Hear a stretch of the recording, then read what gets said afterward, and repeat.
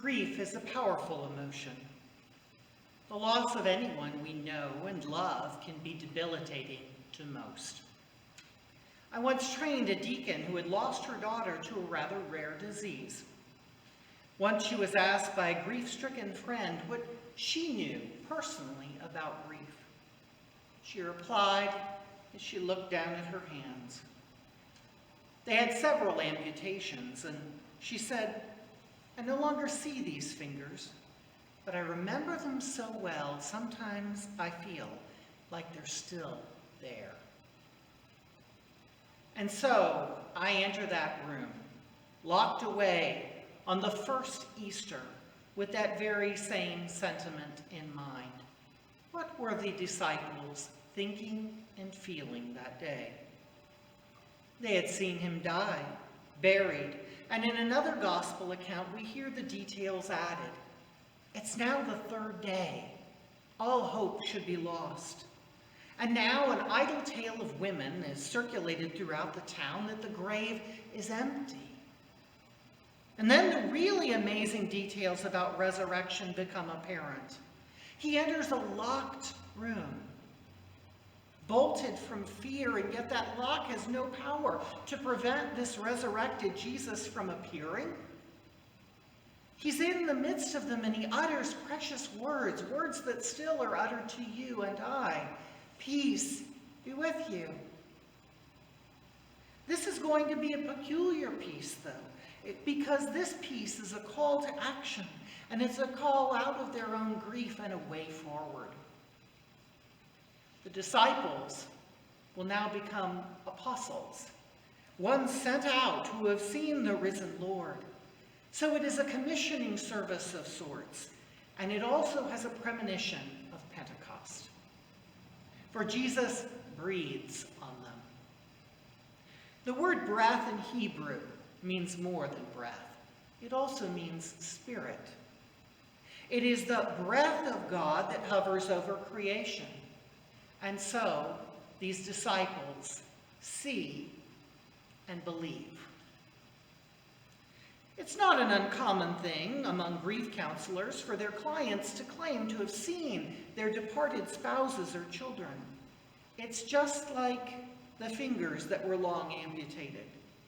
There is knowing that seems so much like an apparition or a ghost or a phantom memory. But how do we know it's real? And so Jesus proves the reality of the resurrection.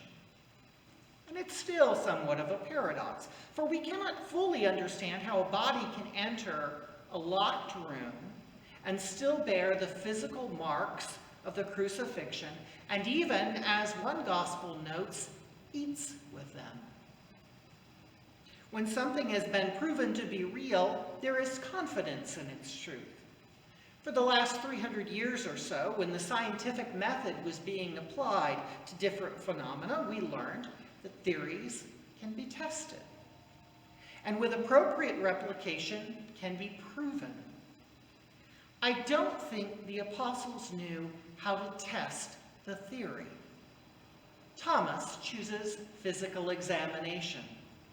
He begins with the hypothesis that the resurrection is not true.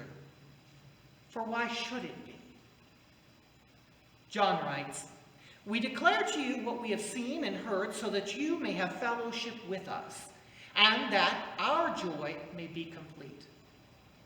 It is John's own way of reiterating what Jesus said, "Blessed are those who have not seen and come to believe." With a risen and at the time of John's writing ascended Jesus, there is no basis for physical proof, nor is there basis for physical proof for us. So, how do you know that the story is true? How do you make sense of the bodily resurrection? For some, it's based on the idea that so many died proclaiming a faith that they knew was not a cleverly devised myth. For others, it was the embarrassment of women being the first at the tomb. Still others look at the scientific examination of Thomas, who proclaims boldly once he has explored his wounds and his side and says, "My Lord and my God." However you have come to believe, know that our own proclamation has the same power in this day and age. People are still finding Jesus in a new and powerful way. Some he heals in incredible ways. Still others wholeness after grief. Some years ago, there was a priest in Florida, his name was Bob Libby, who wrote a book called Coming to Faith. And it tells about 30 stories of notable Christians, personally interviewed, who found that reality in the midst of the doubt. Each story was very different, just as each of our stories and our journeys are as different as a fingerprint.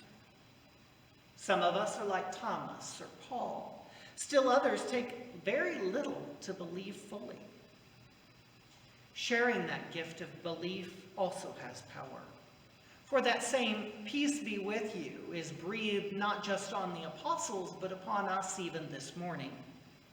It is in believing that we have life in his name, and that that life can be changed, that we can live resurrected lives, having faith in the resurrection that our forebears, the apostles, knew very well and knew personally.